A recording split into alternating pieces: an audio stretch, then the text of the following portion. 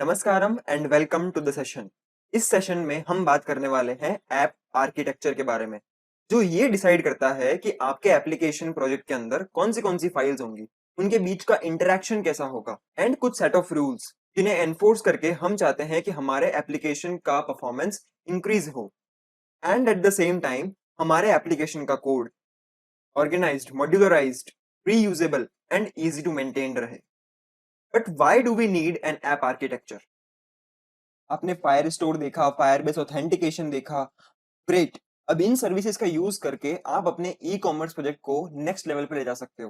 How? For example, जब भी कोई यूजर लॉग इन करेगा देन हम उसकी प्रोफाइल क्रिएट कर सकते हैं कि उसका name, mobile number, address etcetera हम फायर स्टोर पे सेव करवा सकते हैं। एंड नेक्स्ट टाइम जब भी वो लॉग इन करे हम वो डायरेक्टली फायर स्टोर से लेकर के आ सकते हैं। अनदर एग्जाम्पल, हमारे पास लिस्ट ऑफ प्रोडक्ट्स रहेगी जो कि एडमिन ऐप से हम फायर स्टोर पे सेव कराएंगे एंड वहां से हम यूजर ऐप में रीड करेंगे। But where according to you this Firebase code should be written? क्या हम इसे एक्टिविटी में लिखेंगे? No, that's a bad idea. कोई भी डेटाबेस या बिजनेस लॉजिक को एक्टिविटी क्लास में लिखना एक बैड आइडिया है एंड ये आपको आगे जाकर के दिक्कत देगा। Why? क्योंकि जैसे जैसे हमारा ऐप ग्रो होता है उसी तरीके से एक्टिविटी, फ्रेगमेंट, इन क्लासेस का भी कोड ग्रो होता रहता है एंड इससे हमारा कोड बन जाता है less organised and hard to update and maintain. आपकी क्लासेस के अंदर hundreds of lines of code हो जाएगा, टेंस ऑफ मेथड्स होंगे। अब इनमें से आपको जो मेथड चाहिए वो आगे जाकर के ढूंढना बहुत डिफिकल्ट हो जाएगा। सो जितना आप अपने ऐप को ऑर्गेनाइज रखोगे, एक पर्टिकुलर आर्किटेक्चर फॉलो करोगे, तो इससे आप अपने ऐप से हमेशा फेमिलियर रहोगे क्योंकि आप एक पर्टिकुलर डिजाइन पैटर्न यूज करोगे अपने एप्लीकेशन को डिजाइन करने के लिए। तो एप्लीकेशन को ऑर्गेनाइज रखने के लिए सॉफ्टवेयर इंजीनियर्स ने कुछ पॉपुलर डिजाइन पैटर्न्स बना रखे हैं। For example MVC, MVP, MVVM। In design patterns का यूज करके हम हमारे एप्लीकेशन का आर्किटेक्चर फॉर्म कर सकते हैं, जिससे हमारे एप्लीकेशन का परफॉर्मेंस भी अच्छा रहेगा, प्लस हमारा कोड भी ऑर्गेनाइज्ड एंड मॉड्यूलराइज्ड रहेगा। बट ऐसा कोई भी सॉफ्टवेयर डिजाइन पैटर्न नहीं है जो परफेक्ट है सारे एप्लीकेशंस बनाने के लिए। हर एप्लीकेशन, हर टीम की अपनी अपनी रिक्वायरमेंट्स होती है, अपने अपने तरीके होते हैं एंड वहां पे हर पैटर्न फिट हो जाए ये जरूरी नहीं है। तो आपको ऐसा डिजाइन पैटर्न या ऐप आर्किटेक्चर चूज करना है जो कि आपको और आपकी टीम को सूट हो, जिससे कि हम ये गोल्स अचीव करना चाहते हैं कि हमारा कोड ऑर्गेनाइज्ड रहे, शॉर्ट रहे एंड मॉड्यूलराइज्ड रहे। उस कोड को अपडेट करना एंड मेंटेन करना इजी होना चाहिए एंड कोड रीयूजेबिलिटी इंक्रीज होनी चाहिए। फॉर एग्जाम्पल, अगर आपने किसी एप्लीकेशन के अंदर मल्टीपल डेट्स पिक करने के लिए एक डायलॉग बनाया था, तो अगर आपको किसी और एप्लीकेशन में भी उसकी नीड आ रही है तो आप उस क्लास को डायरेक्टली यूज कर सको, ऐसा आपका कोड होना चाहिए। ऐसा नहीं कि आपने सारा कोड एक्टिविटी क्लास में लिख दिया एंड वहां से आप मेथड्स को कॉपी कर रहे हो। That is not the correct way. तो जहां पर भी आप मॉड्यूल्स बनाओगे वो रीयूजेबल होंगे। So our goal is to write modularised code जिसे आप रीयूज कर सको।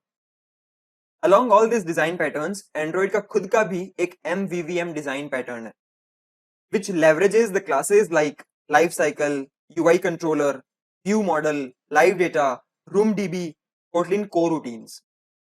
So the idea is कि एक्टिविटी और फ्रेगमेंट के अंदर आप सारा UI रिलेटेड टास्क करोगे एंड उसके बाद एक व्यू मॉडल होगा जो कि UI और डेटा को कनेक्ट करने का काम करेगा। डेटा हमारे पास दो जगह पे हो सकता है, it would either B offline और ऑनलाइन। सो हमने डेटा लाने के लिए एक सिंगल क्लास बनाई, रिपोजिटरी, एंड इसका टास्क है अगर डेटा ऑफलाइन पड़ा है तो ऑफलाइन लेकर के आ जाओ, नहीं पड़ा है तो ऑनलाइन लेकर के आ जाओ। तो इस तरीके से हर एक क्लास का यहाँ पे कुछ रोल्स एंड रिस्पॉन्सिबिलिटीज है, प्लस यहाँ पे जो डिपेंडेंसी है वो यूनिडायरेक्शनल है एंड इस पैटर्न का यूज करके हम हमारे एप्लीकेशन का परफॉर्मेंस भी इंक्रीज कर सकते हैं, प्लस हमारा कोड ऑर्गेनाइज्ड भी रहेगा। But this design pattern is overwhelming for beginners. इसके लिए आपको कोटलिन अच्छे से आना चाहिए, आपके एंड्रॉइड के कॉन्सेप्ट्स बहुत क्लियर होने चाहिए।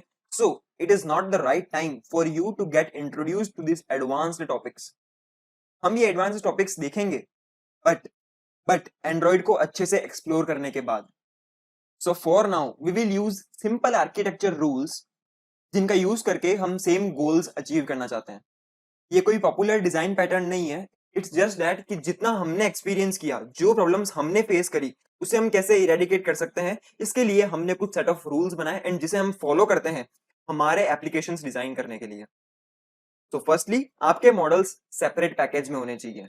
And if you are working on a large project जहां पे मल्टीपल एप्लीकेशंस इन्वॉल्वड है, for example e commerce project जहां पे यूजर एंड एडमिन दो एप्लीकेशंस हैं, तो इन दोनों एप्लीकेशंस के अंदर मॉडल्स तो कॉमन ही रहेंगे, तो हमें यहाँ पे मॉडल्स का एक अलग मॉड्यूल बनाना चाहिए। We should try to reduce the code size within a file. ऐसा ना हो कि हमारे एक्टिविटी या फिर किसी और फाइल की साइज 500 लाइंस ऑफ कोड से भी ऊपर निकल गई, क्योंकि इतना बड़ा कोड मैनेज करना बहुत हैवी पड़ेगा। So we should try to reduce the code size within a single file.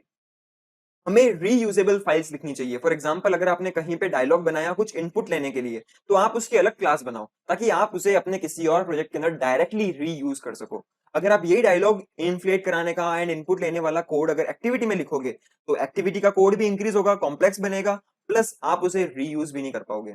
So it is better to create reusable files for dialogs. Shared preferences का काम, क्योंकि शेयर्ड प्रेफरेंसेस आप अपने पूरे application के अक्रॉस यूज करते हो। For example आपको चेक करना है कि यूजर ने लॉगिन किया या नहीं किया, तो वो स्प्लैश में भी काम आएगा, आपके ऑर्डर प्लेस करने वाली जगह पे भी काम आएगा। तो जो चीजें बार बार रीयूज हो रही है, it's better to create reusable files for them. And most important, आपका बिजनेस लॉजिक भी सेपरेट फाइल्स में होना चाहिए, ताकि जब आपको उसमें चेंजेस करने हैं तो आप डायरेक्टली उसी क्लास में जाकर के चेंजेस करोगे। ऐसा ना होगा कि आपको एक्टिविटी के अंदर जाके उसे चेंजेस करना पड़े। Activity is just for UI related task and not for business logic. तो आपका बिजनेस लॉजिक सेपरेट फाइल्स में होना चाहिए। रिसाइक्लर व्यू का जो एडेप्टर होता है, वहां पे ऑन बाइंड मेथड के अंदर हमें व्यू के साथ में डेटा को बाइंड करना होता है। अगर हम सारा बाइंडिंग वाला एंड इवेंट हैंडलर्स वाला काम वहीं पे कर लेंगे, तो इससे हमारे एडेप्टर का कोड बहुत ज्यादा इंक्रीज हो जाएगा एंड हार्ड टू मेंटेन हो जाएगा। तो इस केस में हमें एक डेटा बाइंडर क्लास बनानी चाहिए जिसका यूज करके हम यही बाइंडिंग वाला काम करेंगे, but in a separate class. And इस क्लास का हम इंस्टेंस लेंगे हमारे ऑन बाइंड वाले मेथड में। And now you have seen Firebase, fire store. तो जितना भी फायर स्टोर रिलेटेड टास्क है, ये सारे भी सेपरेट फाइल्स में होना चाहिए। एंड इन फाइल्स को हम रखेंगे एक सेपरेट पैकेज के अंदर जिसका नाम होगा फायरबेस हेल्पर्स। यानी कि अगर आपको प्रोडक्ट्स लेकर के आने हैं, तो उस केस में हमारे पास होगा प्रोडक्ट्स हेल्पर, जो कि आपको प्रोडक्ट्स की लिस्ट ला करके देगा। अगर आपको यूजर की प्रोफाइल रीड करनी है, तो उसके लिए अलग से क्लास होनी चाहिए, प्रोफाइल फैचर। तो हर फायरबेस टास्क के लिए आप अलग अलग फाइल्स बनाओगे, इन सारी फाइल्स को क्लब करके आप एक सिंगल पैकेज में रखोगे जिसका नाम होगा फायरबेस हेल्पर्स। तो इस तरीके से हम हमारे कोड को मॉड्यूलराइज रखेंगे, सेपरेट फाइल्स बनाएंगे जो कि reusable and easy to maintain होगी। सारा कोड हम एक्टिविटी वाली क्लास में नहीं लिखेंगे। Now let's see a demo of app architecture. हम एक्सप्लोर करेंगे एक production ready e commerce project V Fresh का यूजर ऐप। हम वहां पे इन फाइल्स का आर्किटेक्चर समझेंगे एंड देखेंगे कि किस तरीके से हम हमारे एप्लीकेशन का कोड मॉड्यूलराइज रख सकते हैं। तो let's go for it. So this is my we fresh user project. ये एक ई कॉमर्स एप्लीकेशन है जिसका यूजर वाला ऐप हम अभी देख रहे हैं। इसके अलावा इसमें बाकी दो एप्स और हैं जो कि होगा एडमिन का एंड एजेंट का।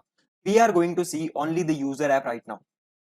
एज यू कैन सी, इस यूजर ऐप के अंदर जितना भी कोड है वो सारा पैकेजेस के अंदर ऑर्गेनाइज्ड है। सबसे पहले जितनी भी एक्टिविटीज हैं वो सभी एक पैकेज के अंदर है। About us, card activity, catalogue activity जहाँ पे सारे प्रोडक्ट्स दिखते हैं, login activity, main activity, orders activity, referrals activity, तो सारी एक्टिविटीज एक जगह पे। देन जो हमें कैटलॉग दिखाना है, यानी कि जो लिस्ट ऑफ प्रोडक्ट्स हमें दिखानी है, उससे रिलेटेड जितनी भी फाइल्स हैं वो सारी कैटलॉग नाम के पैकेज में हमने लगा दी। पहला है इसके अंदर एडेप्टर एंड सेकेंडली जैसा कि मैंने कहा, अगर वो रिसाइकलर व्यू है एंड अगर आपका लेआउट रिसाइकलर व्यू के अंदर हर आइटम का अगर कॉम्प्लेक्स है, तो उस केस में आपको डेटा बाइंडर्स यूज करने चाहिए। तो मैंने यहाँ बनाया है प्रोडक्ट व्यू बाइंडर, जो कि उस प्रोडक्ट वाले लेआउट के साथ में डेटा को बाइंड करेगा, प्लस वहां पे जो भी इवेंट्स होंगे उसके अकॉर्डिंग डेटा को मैनिपुलेट करेगा। So this is the catalogue. Now in this application I have a business logic. Business logic in the sense ऐसी चीजें जो आपके एप्लीकेशन को एट द कोर डिफाइन करती है। फॉर एग्जाम्पल यहाँ पे मुझे प्रोमो कोड्स जनरेट करने एंड प्रोमो कोड्स वेरीफाई करने के लिए, सो इन प्रोमो कोड्स को बनाने के लिए एनक्रिप्शन एंड उन प्रोमो कोड्स को वैलिडेट करने के लिए डिक्रिप्शन, इन दोनों की जो भी क्लासेस हैं वो मैंने साइफर नाम के पैकेज के अंदर लगा रखी है। साइफर का काम है promo code banana and D cipher का काम है प्रोमो कोड डिसाइफर करके पता लगाना कि वो वैलिड है या नहीं। तो इस तरीके से बिजनेस लॉजिक वाली क्लासेस सेपरेट होनी चाहिए। हम ऑर्डर्स को यूजर ऐप से एडमिन ऐप पे सेंड करने के लिए फायरबेस क्लाउड मैसेजिंग यानी कि FCM का यूज करेंगे। We will explore FCM in the next video, but for now let's see कि इस पैकेज के अंदर क्या क्या है। यहाँ पे FCM सेंडर में हमारे पास एक FCM सेंडर क्लास है जो कि एक्चुअली फायरबेस क्लाउड मैसेजिंग का एक मैसेज सेंड करेगी एडमिन ऐप पे। एंड बिकॉज ये एसिंक्रोनस टास्क है तो इसके लिए हमें लिसनर भी चाहिए, तो मैंने बना रखा है on message send listener. And जो पेलोड, जो रिक्वेस्ट हम करेंगे, जो मैसेज हम सेंड करेंगे, वो इस पेलोड ऑब्जेक्ट की फॉर्म में होगा, तो उसकी एक क्लास। तो ये सभी क्लब करके मैंने एक पैकेज बना दिया FCM सेंडर। तो अगर मुझे आगे जाकर के किसी भी एप्लीकेशन में FCM सेंडर की नीड है, यानी कि मैसेजेस सेंड करने की नीड है, तो just I have to copy this package and it is reusable. Firebase या कोर बिजनेस लॉजिक से रिलेटेड जितने भी टास्क हैं, इट इज बेटर कि हम उस हर टास्क के लिए एक सेपरेट क्लास बना दें। फॉर एग्जाम्पल यहाँ पे ऑर्डर्स को मैनेज करने के लिए मैंने अलग अलग क्लासेस बनाई है। जब भी कोई नया ऑर्डर होगा तो नया ऑर्डर क्रिएट करना पड़ेगा, so I have an order creator. जब ऑर्डर क्रिएट हो जाएगा तो इस नए ऑर्डर को एडमिन को सेंड करना होगा, सो न्यू ऑर्डर सेंडर, जो कि इस ऑर्डर के ऑब्जेक्ट को एडमिन ऐप तक पहुंचाएगा। देन अगर ऑर्डर कैंसिल करना चाहता है यूजर, तो उस केस में ऑर्डर कैंसलर, जो कि फायरबेस पे कैंसिल हो गया ऐसा अपडेट करेगा, प्लस एडमिन को नोटिफाई करने के लिए मैंने एक और क्लास बनाई है ऑर्डर कैंसल्ड नोटिफायर। तो इस तरीके से जितने भी टास्क हैं, उस हर एक टास्क के लिए अगर आप एक सेपरेट क्लास रखो, so it will be very easy to search later on. Then Firebase या फिर डेटाबेस वाले काम के लिए I have Firebase helpers package. Let's explore a Firebase helper. Products fetcher, जैसा कि नाम से क्लियर है, प्रोडक्ट्स फेचर का काम है प्रोडक्ट्स को फायरबेस से फेच करना। सो फॉर दिस यहाँ पे केवल एक ही मेथड है जो कि पब्लिक है, फेच नाम का, एंड ये अपने अंदर पैरामीटर लेता है एक ऑन कंप्लीट लिसनर। ये ऑन कंप्लीट लिसनर की क्लास भी मैंने ही बनाई है। And as you know, Firebase वाली जितनी भी रिक्वेस्ट होंगी वो नेटवर्क रिक्वेस्ट होती है, तो वो हैंड टू हैंड फुलफिल नहीं होती, उससे टाइम लगता है, it is an asynchronous task. तो इनके लिए हमें लिसनर लगाने होंगे। मैं यहाँ पे ऐसा नहीं कर सकता कि लिस्ट ऑफ प्रोडक्ट को सीधा रिटर्न कर दूं, this is not possible. So I need to have a listener जिसके थ्रू मैं कम्युनिकेट करूंगा मेरी एक्टिविटी के साथ में। So I need to have listener. Now let's see इस लिसनर में क्या क्या है। सो मैंने एक इंटरफेस बनाया ऑन कंप्लीट लिसनर, एंड मैंने इसे जेनरिक बनाया, यानी कि आपको जो भी चीज इन फायरबेस हेल्पर से चाहिए आप उसका ऑन कंप्लीट लिसनर बनाओ। फॉर एग्जाम्पल मुझे यहाँ पे प्रोडक्ट्स फीचर से लिस्ट ऑफ प्रोडक्ट्स चाहिए, तो उस केस पे मैं ऑन कंप्लीट लिसनर बनाऊंगा लिस्ट ऑफ प्रोडक्ट का। इस तरीके से आप किसी भी चीज का ऑन कंप्लीट लिसनर बना सकते हो। अगर आपको यूजर का ऑब्जेक्ट चाहिए तो आप on complete listener of user बनाओगे, एंड सो ऑन। तो ये क्लास रीयूजेबल है, इसे बार बार मैं रीयूज कर सकता हूं, बार बार मुझे बनाने की जरूरत नहीं है। इस इंटरफेस में तीन मेथड्स हैं। ऑन रिजल्ट, अगर आपको चीज मिल जाती है तो आप ये टी, जो भी क्लास का ऑब्जेक्ट है वो रिटर्न कर दो। अगर कुछ अवेलेबल नहीं होता है देन ऑन नॉट अवेलेबल। अगर कुछ एरर होती है देन ऑन एरर। तो मुझे लिसनर का ऑब्जेक्ट इस फेच वाले मेथड में मिलेगा। Now I will do my task कि मैं फायरबेस पे जाऊंगा, उन लिस्ट ऑफ प्रोडक्ट्स को लेकर के आऊंगा, लिस्ट क्रिएट करूंगा, I will iterate over the query document snapshots, and in the list में ऐड करता रहूंगा। अगर मुझे नहीं मिलते हैं प्रोडक्ट्स तो उस केस में listener dot on not available. अगर मिल जाते हैं तो listener dot on result, and अपने प्रोडक्ट्स को मैं पास कर दूंगा। अगर कुछ एरर होती है देन उस केस में ऑन फेलियर लिस्टर मैंने लगा रखा है, एंड एरर होने पे listener dot on error, and मैंने अपनी एरर पास कर दी। सो इस तरीके से इस चीज को मैंने सेपरेट कर दिया मेरी एक्टिविटी वाली क्लास से। सपोज इन फ्यूचर आप फायरबेस में प्रोडक्ट्स किस तरीके से सेव हो रहे हैं, इस चीज के अंदर आप चेंजेस कर रहे हो, तो आपको एक्टिविटी में जाने की जरूरत नहीं है, आप सीधा यहां पर आओ, चेंजेस कर लो, and you are good to go. Moreover, अगर आप फायरबेस की जगह पे कोई और बैकएंड सर्विस यूज कर रहे हो, फॉर एग्जांपल क्लाउड एसक्यूएल, तो उस केस में भी आपको केवल इसी क्लास में आकर के चेंजेस करने हैं, बाकी लॉजिक एज इट इज रहेगा। That's the power. इसलिए हमें इन्हें सेपरेट रखना चाहिए। In a similar fashion, I have other Firebase helpers also. For example, promo code validator, जो कि Firebase पे चेक करेगा कि ये promo code exist करता है या नहीं। Then I have referral summary fetcher, जो कि एक particular user की referral summary को fetch करके लाएगा। Like this, मैंने उस user का phone number दे दिया, and इस क्लास से मुझे referral summary चाहिए, तो मैंने on complete listener of referral summary बनाया, and यहाँ पे listener पास कर दिया। तो जब भी ये चीज मिल जाएगी देन इस लिसनर के थ्रू मैं अपना डेटा रीड कर लूंगा। So like this you also have to create Firebase helpers, ताकि आपका डेटाबेस वाला लॉजिक सारा एक जगह पे रहे। प्रेफरेंसेस से रीड राइट करने वाला काम हम पूरे एप्लीकेशन में कहीं पर भी कर सकते हैं। फॉर एग्जाम्पल आप स्प्लैश एक्टिविटी में चेक करना चाहते हो कि ये यूजर लॉग्ड इन है या नहीं। जब ऑर्डर प्लेस होता है तब आप चेक करना चाहते हो कि ये यूजर लॉग्ड इन है या नहीं। तो ये चीज बार बार यूज हो रही है, तो हर जगह पे इस चीज का कोड लिखना सही नहीं है। जहां पर भी ऐसा रिपीटेशन मिले, इट्स अ हिंट कि आपको इसकी नई क्लास या मेथड बना लेना चाहिए। तो मैंने यहाँ पे प्रेफरेंसेस को एक्सेस करने के लिए एक अलग से क्लास बनाई, जिसका यूज करके मैं कहीं पर भी प्रेफरेंसेस से रीड राइट कर सकता हूँ।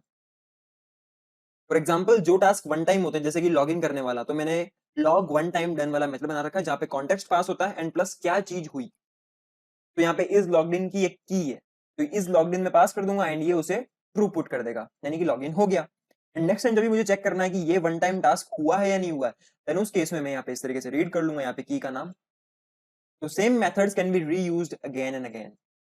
So you can have a preferences class like this. You can also have a constants class जहां पे आप अपने Firebase Firestore के कलेक्शन के नाम सेव करा सकते हो। एडिशनली मुझे यहाँ पे time to live as a variable save करना है कि एक ऑर्डर कब एक्सपायर हो जाएगा, तो वो चीज मैंने यहाँ पे डिफाइन कर रखी। मुझे इसे चेंज करने के लिए एक्टिविटी वाले क्लास में जाने की जरूरत नहीं है, मैं यहीं पे आगे कॉन्स्टेंट्स में से चेंज कर सकता हूँ। देन अपने एफसीएम सेंडर के लिए I need to have a key, तो की भी मैंने यहाँ पे सेव कर रखी है। तो जितने भी कॉन्स्टेंट्स हैं जो कि through out the app use हो रहे हैं, तो आप उन सभी को इस कॉन्स्टेंट्स वाली क्लास के अंदर डिफाइन कर सकते हैं। देन आई हैव डायलॉग्स जो कि क्वांटिटी पिक करने के लिए काम में आएंगे, जैसे कि KG quantity picker end variant quantity picker. तो डायलॉग की भी सेपरेट क्लासेस हैं। तो अगर मुझे आगे जाकर किसी भी एप्लीकेशन में इन चीज की वापस से नीड होती है, तो I just have to copy paste this dialog classes. Additionally I have a login helper, user को पर्टिकुलर जगहों पे लॉगिन कराने के लिए, फॉर एग्जांपल रेफरल वाली एक्टिविटी में, ऑर्डर प्लेस होने वाली जगह पे, यहाँ पे लॉगिन करना कंपलसरी है। तो बार बार लॉगिन करवाने वाला, इंटेंट कॉल करने वाला कोड भी मुझे बार बार नहीं लिखना है। तो उसके लिए मैंने एक हेल्पर बना दिया एंड मैं सिंपली इस हेल्पर का मेथड कॉल करूंगा इसके कि इस यूजर ने लॉगिन किया है या नहीं। अगर नहीं किया है तो ये ही वो इंटेंट कॉल कर लेगा। तो अलग अलग जगहों पे बार बार लिखने की जरूरत नहीं है। जहां पर भी आपको सेम कोड बार बार लिखने की नीड आ रही है, इट इज बेटर कि आप उसके लिए मेथड या फिर क्लास बना लो। तो सिंपल, आपका जितना भी कोड है आप उन्हें पैकेजेस, क्लासेस एंड मेथड्स के फॉर्म में ऑर्गेनाइज कर दो। Split the code like this and आपका कोड मॉड्यूलराइज्ड रहेगा एंड इजी टू मेंटेन रहेगा। By following these rules, your app may lack performance and may not follow best practices. But it is perfectly fine to compromise that at this initial level. आप शुरुआत में performance के ऊपर ध्यान नहीं दोगे तो भी चलेगा। You just have to grasp the concepts and then आगे जाकर के हम बेस्ट प्रैक्टिसेस और एंड्रॉइड का एमवीवीएम आर्किटेक्चर भी इंप्लीमेंट करेंगे, जिसके थ्रू हमारे एप्लीकेशन का परफॉर्मेंस भी इंक्रीज होगा। बट फॉर नाउ आपके लिए वो आर्किटेक्चर ओवरवेलमिंग हो जाएगा, so you just follow this simple architecture rules. Once you have explored the basic building blocks of an application, and जब आप खुद देखोगे कि यार इसमें ये प्रॉब्लम्स हो रही है, देन उन्हें रेक्टिफाई करने के लिए हम एंड्रॉइड का आर्किटेक्चर फॉलो करेंगे। So for now follow this simple rules and then we will learn the best practices as we go further. Conclusion, you have to write good code and not bad code. आपका code इस तरीके से होना चाहिए कि वो reusability increase करता है। मॉड्यूल्स में डिवाइड करो अपने ऐप को। उस कोड को अपडेट करना एंड मेंटेन करना भी आपके लिए इजी होना चाहिए। क्लासेस के नेम, मेथड्स के नेम, ये सारे मीनिंगफुल होने चाहिए। And again, our architecture rules are not the best and ऐसा कोई भी आर्किटेक्चर पैटर्न नहीं है जो कि बेस्ट हो। So you have to use the architecture that suits you and your team. The only thing is, it must be easy for you to manage code. And remember, don't create activities with more than 500 lines of code. Create methods wherever possible. Write comments where required. Keep the code within a file short. आपकी एक file के अंदर code कम होना चाहिए. Don't overload a file with code. Write reusable and modularized code. So I hope by following these simple rules, you will be able to write better code and a better application. Thank you.